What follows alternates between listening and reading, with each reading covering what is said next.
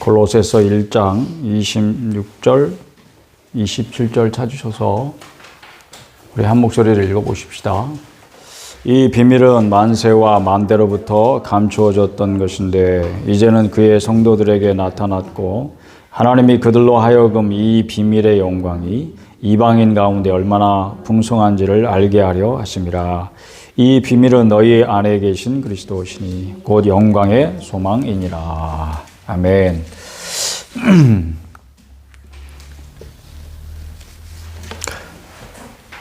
어릴 때 아주 인상 깊게 마음속에 새긴 교훈 가운데 하나가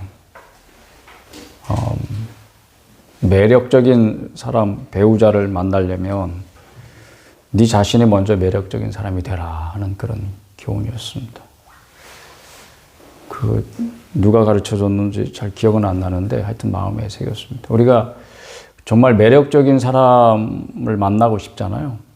매력적인 사람과 결혼하고 싶고 그런 마음을 다 가지고 있는데 정말 중요한 것은 그런 매력적인 사람을 알아보는 눈을 가지는 사람은 자기 자신이 매력적인 사람이어야 된다는 그런 중요한 사실을 가르쳐 주는데 여러분이 가진 매력은 무엇입니까? 그러니까 우리는 항상 다른 사람만 쳐다보느라고 자기 자신 살피는 그런 시간을 많이 갖지 못하는 안타까움이 있습니다. 근데 자기 자신 살펴보면 아이고 내가 왜 이 모양인가, 이거 아주 부정적인 생각을 가진 사람들은 다른 사람을 향해서도 부정적인 시각을 갖지만 자기 자신을 향해서도 굉장히 부정적으로 바라보고 그렇죠. 그런데 잘 찾아보면 자기 자신만의 매력이 분명히 있습니다. 그게 무엇인지요? 기독교 신앙에 대해서도 사람들이 매력을 느끼게 하려면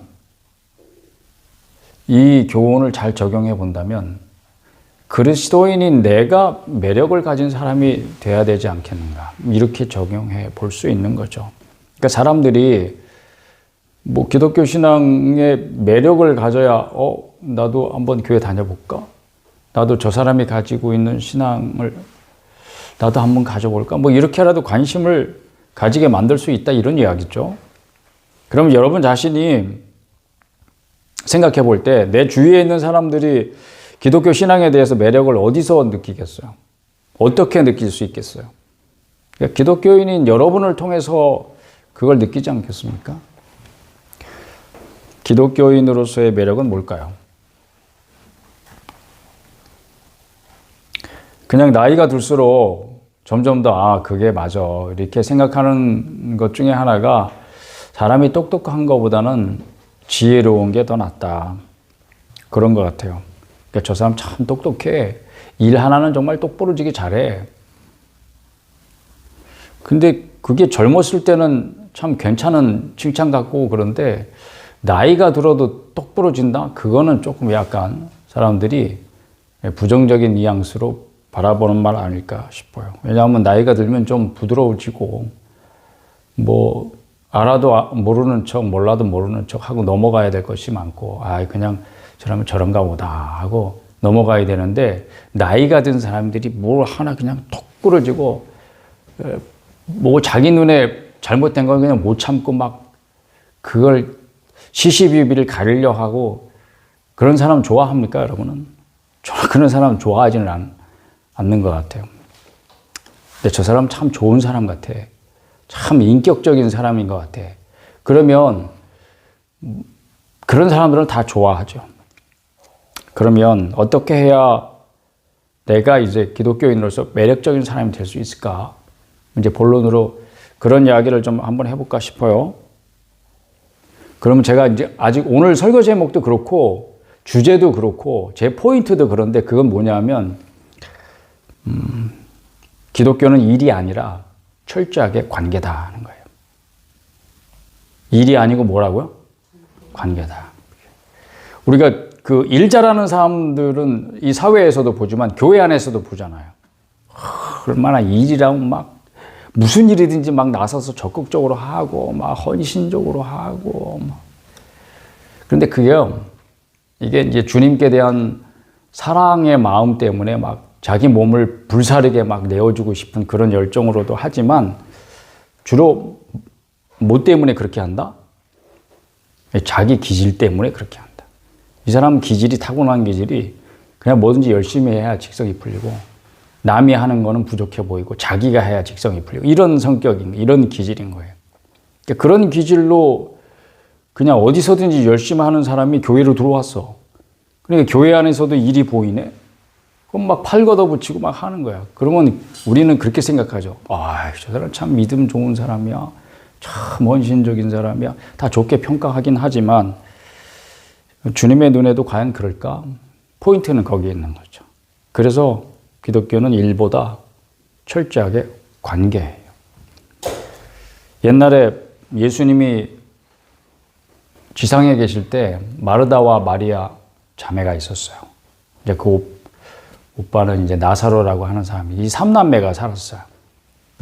근데 이분들이 예수님을 믿게 됐어요. 그리고 예수님을 너무 사랑했어요. 예수님이 본거지가 갈릴리 지방이잖아요. 거기서 예루살렘으로 출장을 많이 다니셨단 말이에요. 근데 꼭 길목에 동네에 사는 분들이었어요, 이분들이. 그러면 그냥 못 지나가게 하고 꼭 자기 집에 모셔다가 식사 대접하고 발 씻어 드리고 이렇게 했단 말이에요. 근데 그날도 예수님이 지나가는 길에 들렀어요. 이게 친구 같은 관계고 가족 같은 관계고 너무 사랑하는 그런 관계다. 예수님께서 그 3남매를 굉장히 사랑하셨어요. 그날도 그 집에 가셨는데 마르다는 예수님 대접하려고 부엌에 가서 막 음식 준비하느라고 막 그러다가 보니까 자기 동생 마리아가 뭐 하고 있어요, 그 시간에?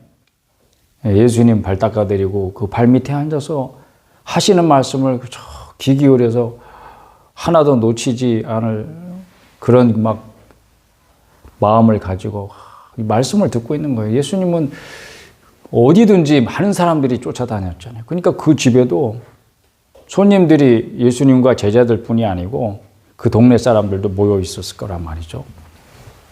그러니까 마르다가 부엌에 들어가서 도대체 몇 인분을 준비해야 되는 거예요.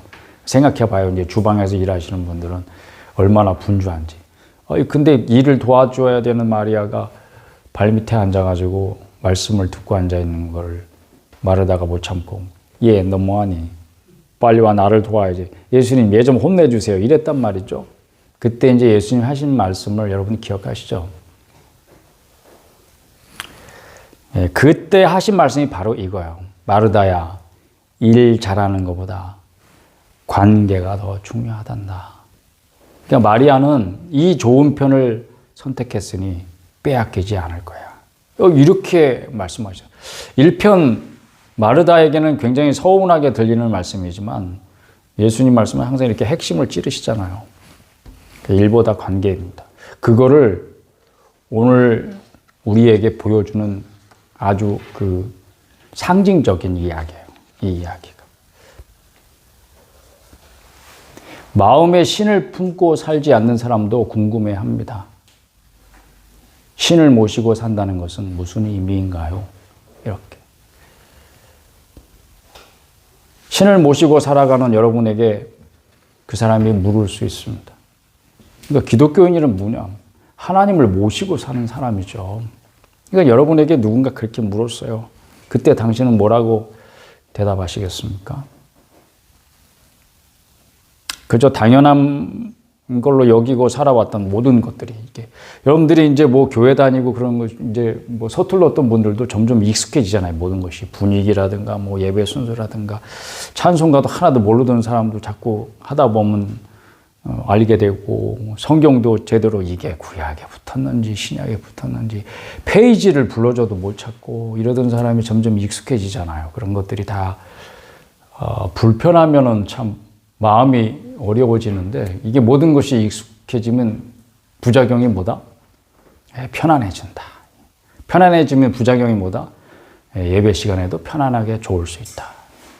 이렇게 모든 것이 익숙해져 가는데 근데 어떤 사람이 그렇게 묻는 거예요. 신을 모시고 산다는 것은 당신의 인생에 무슨 의미가 있습니까? 이렇게. 근데 그때 그런 질문을 만날 때 여러분은 당황해 할까요? 아니면 내 확신에 대해서 분명히 얘기할 수 있는 이 황금 같은 찬스가 왔다고 회심의 미소를 지을까요? 둘 중에 어느 쪽이십니까, 여러분? 그런 질문을 받은 청년이 있었습니다. 그때 그 청년이 사랑하고 사랑받을 수 있다. 이런 멋진 대답을 찾아냈습니다. 대견하죠? 저는 정말 대견해 하면서 한편으로는 부디 이 청년이 그게 자기의 실제 생활에서 경험한 것을 그렇게 해서 나온 대답이면 참 좋겠다. 이런 생각을 하고 그를 위해서 축복하면서 기도했습니다. 찬물에 풍덩 뛰어들지 않으면 수영의 즐거움을 느낄 수 없습니다. 남들이 그저 수영을 아이고 저놈은 뭐 저것도 수영이라고 이렇게 뭐 바깥에서 그렇게 뭐 툴툴거리면서 이렇게 비웃을 수는 있지만 자기가 뛰어들어서 그 물의 찬 기운과 물속에서 노는 즐거움을 절대 느낄 수 없습니다. 뛰어들어야죠. 그리고 저는 이제 시골에 와서 살다 보니까 이렇게 계절에 따라서 꽃이 계속 피는지 진짜 몰랐는데 여기 보니까 뭐 봄, 여름, 가을, 겨울에도 심지어 피는 꽃이 있더라고요. 그냥 들에 핀 꽃들은 이름도 모르잖아요, 사실. 차로 휙 지나가면서 막 그 길가나 아니면 산 이렇게 초입에 막 흐드러지게 꽃이 막 피어 있으면 아, 꽃 예쁘다 이러고 싹 지나갈 수 있지만 멀리서 보면 진짜 아름다움을 느낄 수 없더라고요. 그냥 정말 가까이 들여다보면 근데 주로 들꽃들이 이렇게 큰 꽃은 별로 없어요. 꽃이 되게 조그매요. 그러니까 이게 많이 흐드러지게 펴야 멀리서는 볼 수 있잖아요. 이게 색깔도 볼 수 있고 아이고 예쁘다 이러지만 정말 가까이 들여다보면 그 꽃의 하나하나가 얼마나 아름다운지 그리고 정말 하나님이 신명막직하시구나. 그 기가 막힌 솜씨로 요 조그만 꽃 한 송이에도 얼마나 우주를 담아놓은 것 같은 그런 경의를 느끼게 되는 거예요. 가까이 들여다봐야. 그게 정말 아름다움이죠. 우리 한 사람 한 사람도 그냥 막 이렇게 모여 있으면 그냥 군중이죠. 근데 저는 항상 처음에 목회를 시작할 때 이제 직장 생활을 하다가 부르심을 받고 이제 목사가 돼야 되겠다. 네 목사해라 이렇게. 그럴 때 하나님 앞에 기도했습니다. 아니 이미 목사님들이 이렇게 많이 계신데 그리고 눈만 돌리면 그저 빨간 십자가가 천지인데 교회가 그렇게 많은데 뭘 저까지 목사를 하라 그러십니까? 그런데 목사를 하라 그러시는 거예요?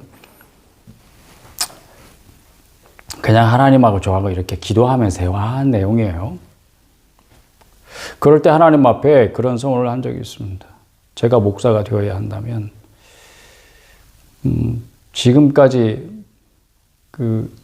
이 제도권에서 만들어진 모든 목사와는 다른 목사가 되게 해주세요. 굳이 하나님이 저를 하나 더 목사를 만드시겠다면 그렇게 기도하면서 목회 그 길 접어든 기억이 있습니다. 항상 그래서 그냥 제도권이 만들어 놓은 시스템 안에서 그렇게 길러진 다른 사람하고 전혀 다를 것 없는 마치 공장에서 핀 공장에서 이렇게 핀을 칵칵 찍어내면 그래서 모양이 누가 만들어도 틀에서 찍었으니까 다 똑같은 모양으로 나오는 그런 물건처럼 만들어지지 않게 해주세요. 이렇게 기도하고 시작을 했습니다. 그리고 그 마음을 초심을 잃지 않으려고 굉장히 애를 썼는데 모르겠어요. 그런데 항상 마음속에 10,000명이 되었든 그저 한두 명이 되었든 군중으로 보지 않게 해달라는 기도는 항상 했던 것 같아요. 그래서 한 사람 한 사람의 귀중함을 바라볼 수 있는 그런 목회자가 되기를 꿈꿨고 기도했고 개척을 해서 이렇게 식구들만 놓고 예배를 드리다 보니까 그게 더 실감나죠. 한 사람 한 사람이 더 잘 보이지 않겠어요?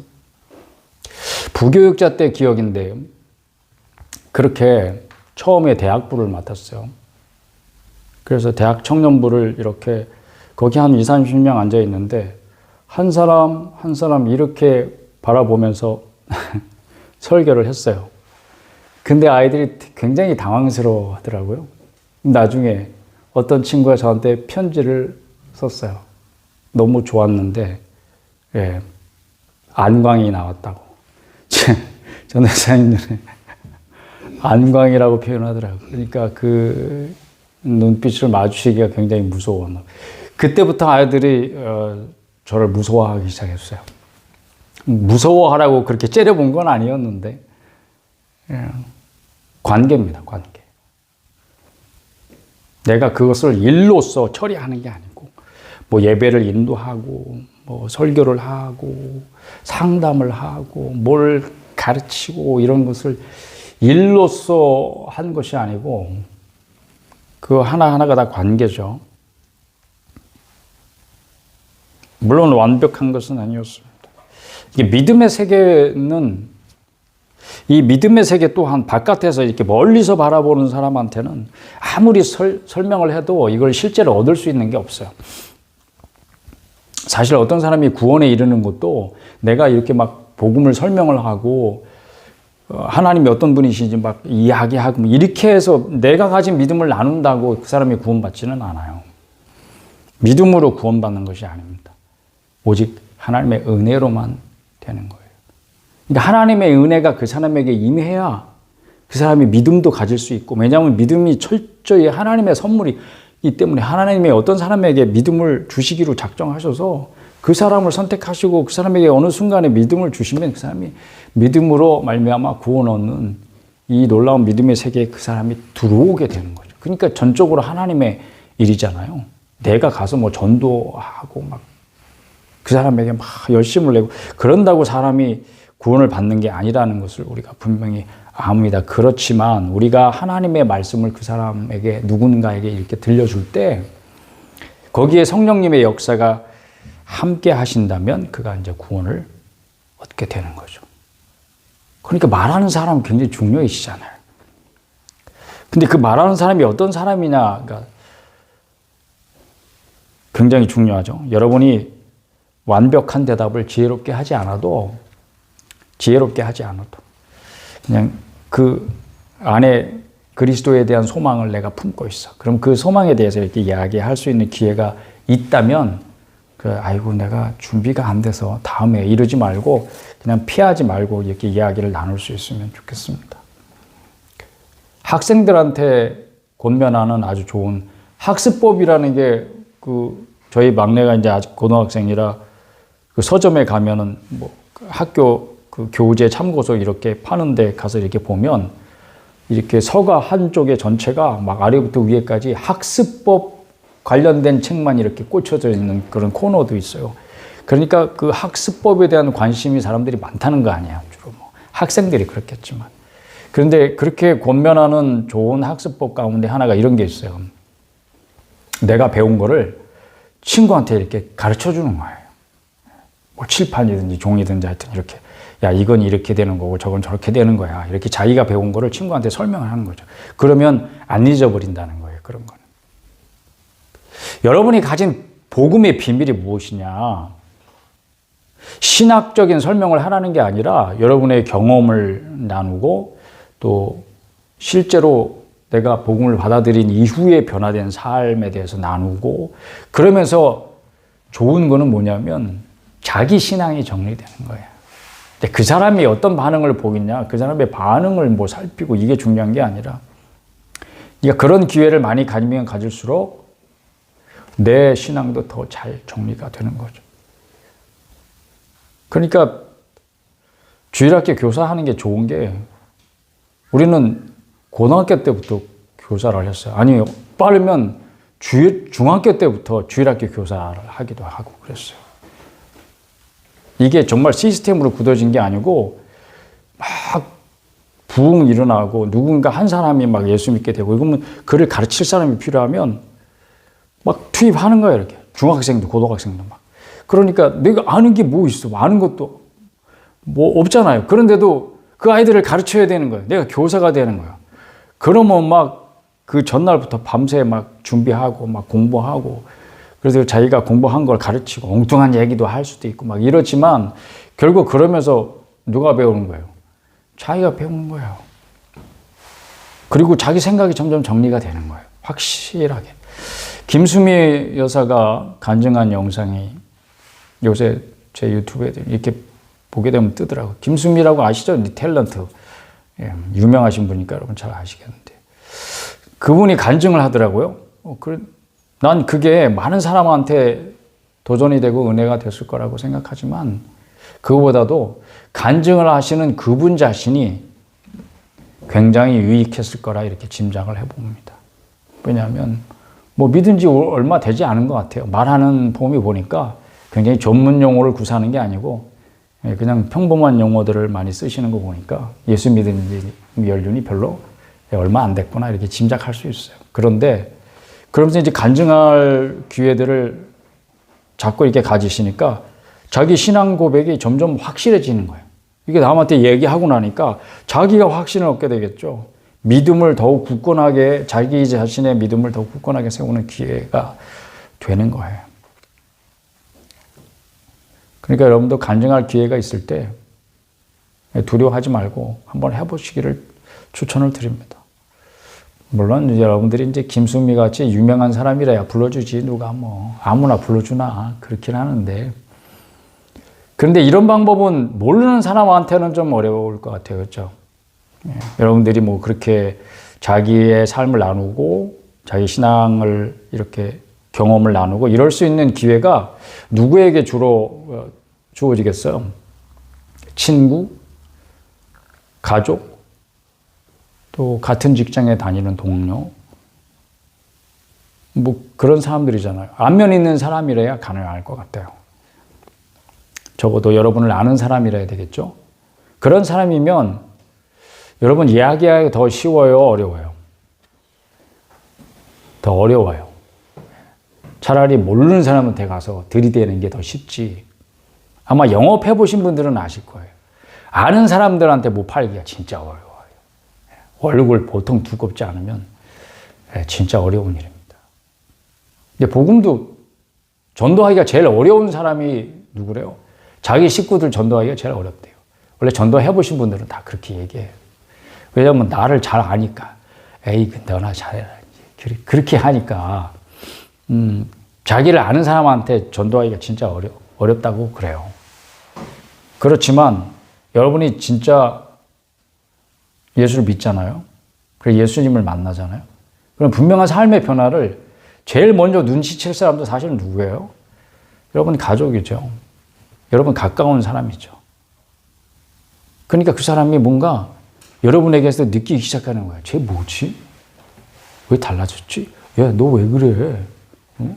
사람이 그렇게 갑자기 바뀌면 죽는데 뭐 이러면서 그런 반응은 그 사람들이 당황했다는 증거예요. 그러니까 좋은 반응이죠. 그런 반응들은.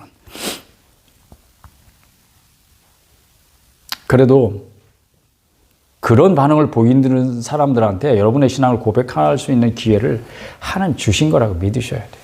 그러니까 안면 있는 사람들한테 내가 섬기는 하나님을 소개한다는 게 어떤 의미인지 아시죠, 여러분? 첫째는 내가 신앙인임을 분명히 밝혀야 된다는 거죠. 분명히 나타내야 된다는 거죠. 뭐 공개적으로 야, 나 예수 믿는 사람이 나 건들지 마, 다 죽어, 막 이게 아니고 그냥 자연스럽게 살면서 숨기지 않는다는 거죠. 내가 예수 믿는 사람인지, 내가 그리스도인이라고 하는 사실을 일부러 숨기려고 하지 않고 자연스럽게 공개적으로 하라는 게 아니라 그렇게 드러나는 거에 대해서 피하지 말라고 하는 거죠. 두 번째로는 여러분의 진실성입니다. 진실성. 이게 정말 중요한 포인트죠. 여러분이 가진 신앙이 지금 완전해야 된다는 이야기가 아니고 진실해야 된다는 이야기를 하는 거예요. 그러니까 생활이 신앙과 일치해서 내가 뭘 조그만 거 한 가지 깨닫고 알게 되었다고 하더라도 그것을 귀하게 여기고 그것을 자기 삶에 적용을 하는 거죠. 이게 진실성이에요. 그러면 그 진실함이 내가 아는 사람들한테 분명히 보여져요. 그게 중요하고 그걸 의미하는 거예요. 여러분, 그렇지 않으면 여러분의 신앙에 대해서 관심을 가질 리가 없죠. 여러분이 뭐 교회 다니고 신앙을 참으로 가졌는지 다른 사람이 알 게 뭐예요. 두 번째는 여러분이 정말 전도라도 하려 치면 좀 전에도 얘기했지만 너나 잘 믿으세요. 그런 대답이나 듣게 되겠죠. 그러면 세 번째, 굉장히 난처해져요. 왜냐하면 전도는 고사하고 예수 믿는 사람들 도매금으로 이렇게 욕 먹이는 거예요. 너나 잘 믿으세요는 욕이에요. 욕. 여러분, 그거는 칭찬이 아니에요. 너나 잘 믿으세요. 여러분은 그런 사람이 되시면 정말 나 때문에 내가 수치를 당하는 것뿐만이 아니고 기독교가 도매금으로 욕먹는 거예요. 신이 있다는 게 도대체 너한테 무슨 유익이냐, 그런 질문하고 똑같은 의미예요. 전에 한국 기독교의 대표적인 문제를 두 가지로 들은 적이 있어요. 그게 뭐죠? 하나는 세속화고 하나는 이교화예요. 이게 세속화되는 문제, 이교화되는 문제. 첫째로 세속화라고 하는 것은 교회가 뭐하고 구별이 안 된다는 거예요? 세상과 구별이 안 된다는 거예요. 세속화를 걱정한다는 것은 교회가 원래 어때야 된다는 거예요. 세상과 구별되어야 된다는 뜻이죠. 두 번째로 이교화된다는 것은 다른 종교와 구별이 안 된다는 거예요. 이를테면 뭐 불교든지 유교든지 뭐 이슬람교라든지 다른 종교하고 이게 구별이 안 되네. 이걸 걱정해야 된다는 것은 교회가 원래 어때야 된다? 다른 종교와 구별이 되어야 된다. 이제 구별이라고 하는 말을 썼어요. 이거를 다른 말로 우리 전문 용어로 하면 거룩이에요. 구별은 다른 말로 우리식대로 표현하면 거룩인 거예요. 교회가, 제가 이제 교회 두 가지 문제를 얘기했지만 교회의 문제는 곧 누구의 문제예요? 우리 자신의 문제예요. 그러니까 여러분들이 섬기는 교회 뭐 이런 걸 생각하면 안 돼요. 제가 교회라고 얘기할 때는 여러분 자신을 말하는 거예요. 교회가 착각하면 안 되는 게 있어요. 그게 뭐냐면 세상과 잘 어울리면, 문턱을 낮추면, 그러면 사람들이 기독교에 대해서 매력적일 거라고 생각해요. 착각이에요. 다른 종교하고 비슷하게 뭐 우리만 막 어떤 특별하게 보이지 않고 다른 종교에 있는 게 다 우리한테도 다 있어.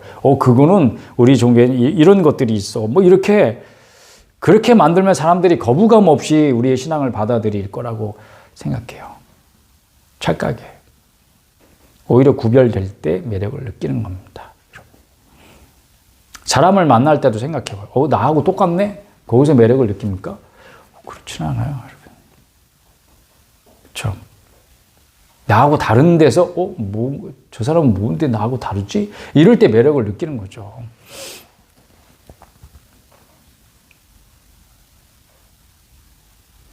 근데 여러분들이 그렇게 다른 것에서 매력을 느껴야지 뭐 그냥 여담같이 한번 들어보세요. 매력적인 배우자, 매력 있는 배우자를 얻는 방법은 뭐라 그랬어요?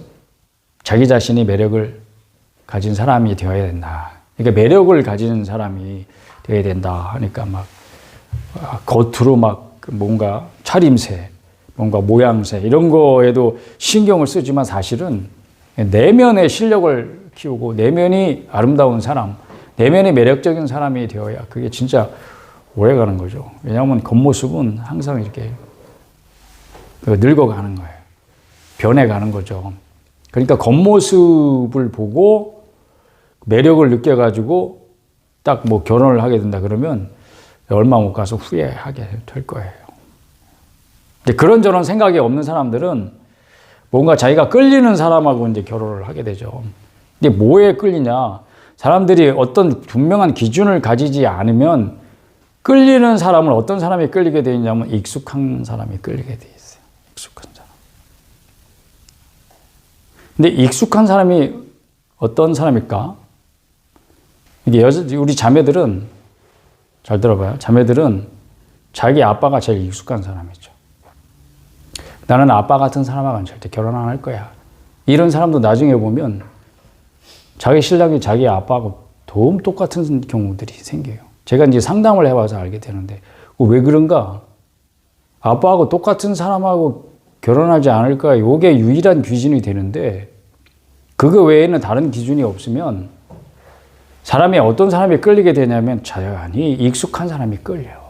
익숙한 사람.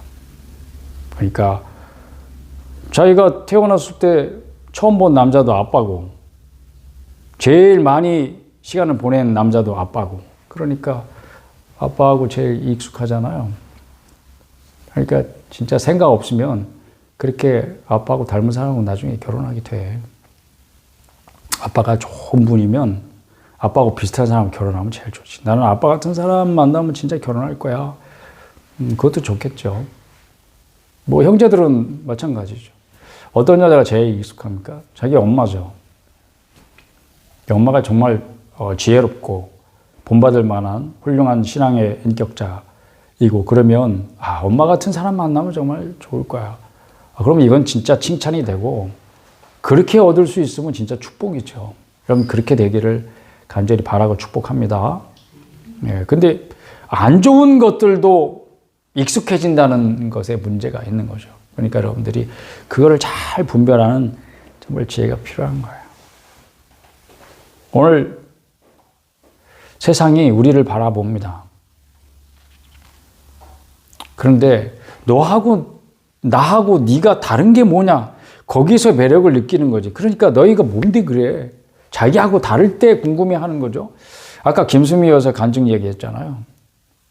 근데 그분이 그랬대요. 교회는 뭔데 저렇게 많은 사람들이 몰려다니는 거야? 뭐 그런데 관심을 안 가졌다는 거예요. 그런데 이분이 뭐 어떤 권사님하고 성경 공부를 하고 하나님을 만나는 그런 직접적인 경험을 했어요. 70이 넘은 나이에 뭐 새로운 게 있겠어요. 뭐 일은 몇이라 그러시던가. 근데 그 나이에 뭐 좋고 싫은 거 뭐 경험이 많을 거 아니에요. 그런데 더 이상 뭐 새로운 게 뭐 있겠어요. 뭐 새로운 즐거움이 있겠어요. 그런데 그렇게 생각하면서 살았는데 하나님 사랑을 경험하고 나니까 인생이 즐겁다는 거예요. 막 행복해 죽겠어요. 막 이렇게 간증하시더라고요. 즐거워 죽겠어요. 뭐가 새로운 것이 있어서. 그러니까 이게 그래서 그리스도가 세상의 비밀인 거예요. 골로새서 우리가 몇 장, 1장 26절, 27절 읽었잖아요. 27절 한번 읽어봅시다. 다시. 골로새서 1장 27절 시작. 하나님이 그들로 하여금 이 비밀의 영광이 이방인 가운데 얼마나 풍성한지를 알게 하려 하심이라. 이 비밀은 너희 안에 계신 그리스도시니 곧 영광의 소망이니라. 그리스도가 어디 계신다고요? 너희 안에. 한번 따라 합시다. 내 안에 계신 그리스도. 내 안에 계신 그리스도. 우리 안에 계신 그리스도. 우리 안에 계신 그리스도. 오늘 아까 찬송할 때 보니까 하늘에 계신 주 예수를 영원히 섬기리. 분명히 좀 전에 찬송할 때 예수님이 하늘에 계신다고 그랬는데 그 예수 그리스도께서 지금 어디 계신다고 말해? 우리 안에.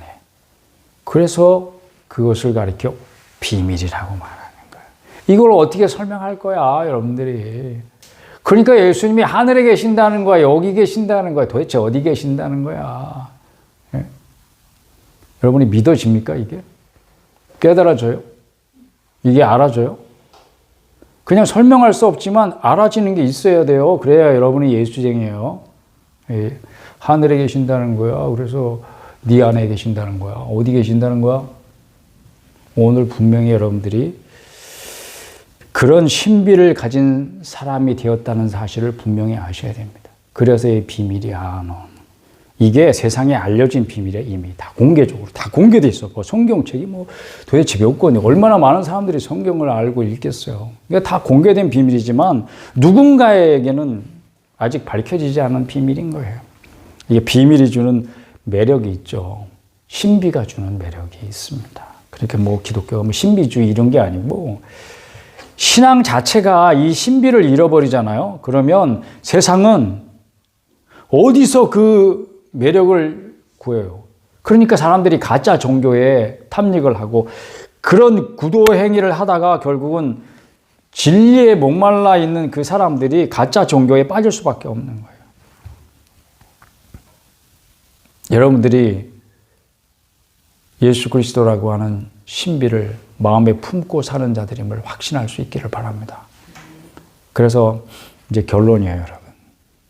첫 번째는 여러분이 그리스도인으로서 매력을 가지시기를 축복합니다. 근데 매력을 가지는 길이 뭐다? 예, 따라합시다. 일이 아니라 관계다. 그것도 뭔 말이야. 이렇게 하면 또 곤란해져. 내가 아까 분명히 설명 다 했죠. 졸다가 또 다른 사람들 웅성웅성대는 소리에 깨가지고 또 뭔 얘기야 또 이러지 말고 일이 아니라 관계다. 하나님과 친밀한 관계를 가지는 것이 여러분이 그리스도인으로서 신비한 매력을 가지는 그렇게 매력을 가진 사람이 되는 비결입니다. 날마다 하나님과 친해지세요. 점점 더 어떻게 해야 돼요? 어떻게 하면 날마다 점점 더 친해져요? 매일매일 하나님을 찾고 구하세요. 매일 주님을 모시고 어디든 가세요. 여러분이 일하러 갈 때나 학교에 갈 때나 뭐 밥을 먹을 때나 놀러 갈 때나 언제든지 이 주님을 모시고 가는 거예요, 여러분. 주여, 주여. 야, 주여는 교회 가서 찾고 평소에는 제발 제정신으로 좀 살아라. 너 광신자냐? 뭐 이런 소리 듣잖아요, 여러분. 그런 소리 하는 사람도 있죠. 근데 그렇게 안 돼요, 그게. 언젠가 주일 예배 시간에 설교를 하고 있는데 남자 집사님 한 분이 핸드폰만 만지작거리고 있더라고요. 근데 그게 그때가 처음이 아니었어요. 볼 때마다 그런 거예요.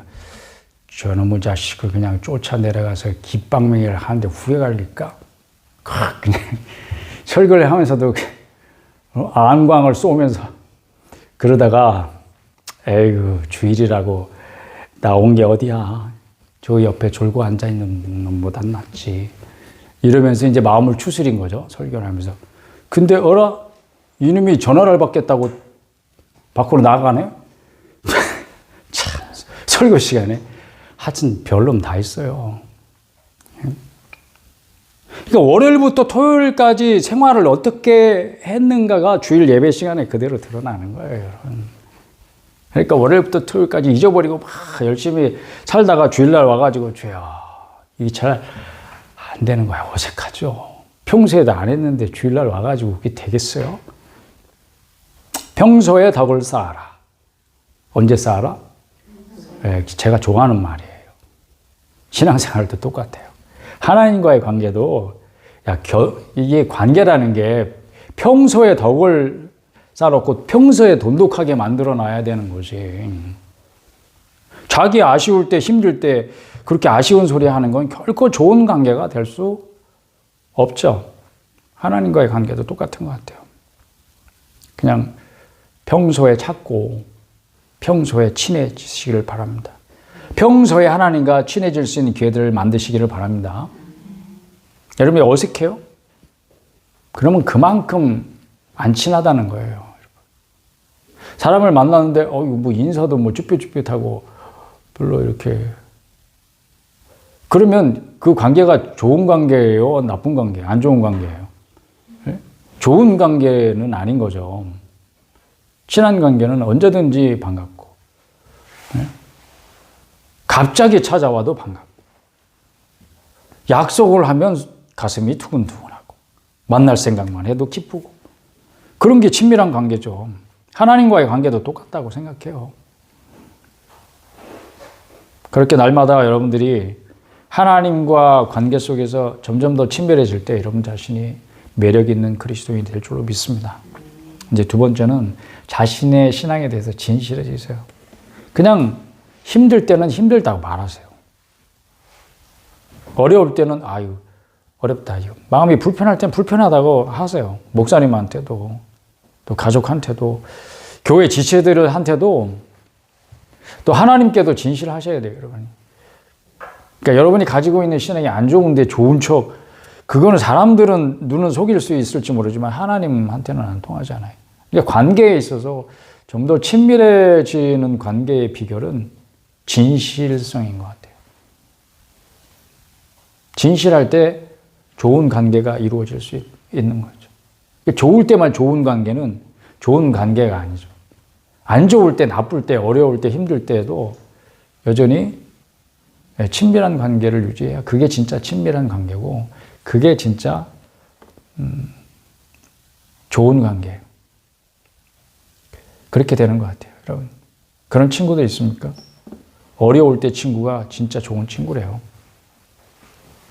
나 어려워지면 언제 봤냐는 듯이 다 외면하는 친구들은 여러분 빨리 잘라버리세요. 그런 친구는 인생에 도움이 안 되죠. 예수님이 겟세마네에서 복도들한테 붙잡혀서 이렇게 오랏줄을 받고 그렇게 잡혀가실 때 제자들 어디 있었어요? 거기 같이 있었어요. 같이 있었는데 이놈들이 다 어디로 갔어? 다 도망갔어. 제가 할 길 다 갔어. 이런 놈들은 싹 잘라버려야지. 다시는 만나지 말아야지. 우리 인생은 그런데 예수님은 또 그런 사람들도 다 또 나중에 또 찾아가셨어. 그래서 어떻게 끌어모으셨어. 끌어안으셨어. 그렇지만 여러분들은 진실한 관계를 하나님과 이루어 가시고 또 지체들 간에서도 진실한 관계를 이어갈 수 있기를 축복합니다. 하나님께 진실하다는 것은 우리가 이제 예배 시작하면서 제가 시편 145편 8절부터 10절 말씀 읽었는데 거기에 우리를 선대하시는 하나님이라는 표현이 나와요. 저는 그 표현 너무 좋아해요. 그래서 기도할 때도 자주 써먹어요. 우리를 선대해 주셔서 감사합니다. 선대라는 것은 선하게 대하는 거예요. 선한 사마리아인을 한번 생각해 보세요. 선대가 무엇인지. 자기도 전혀 모르는 사람이 쓰러져 누워 있어. 그 피해가고 뭐 모른 척하고 지나가면 되지만 싸매주고 펴주고 또 구해주고 이런 하나님이 우리를 그렇게 대하시는 거예요. 하나님은 여러분을 선대하시는 분입니다. 그러니까 그분과의 관계는 뭔가 뭘 가리고 뭐 재고 의식을 차릴 필요가 없는 거예요. 사랑하는 여러분, 기독교는 관계입니다. 그 관계 속에서 신비적인 그 신비가 주는 매력이 있어요. 하나님을 날마다 점점 더 가까이 친밀한 관계를 쌓아가는 그런 성도가 되시기를 축복합니다. 신비한 매력을 지닌 그리스도인들 다 되시기를 축복합니다.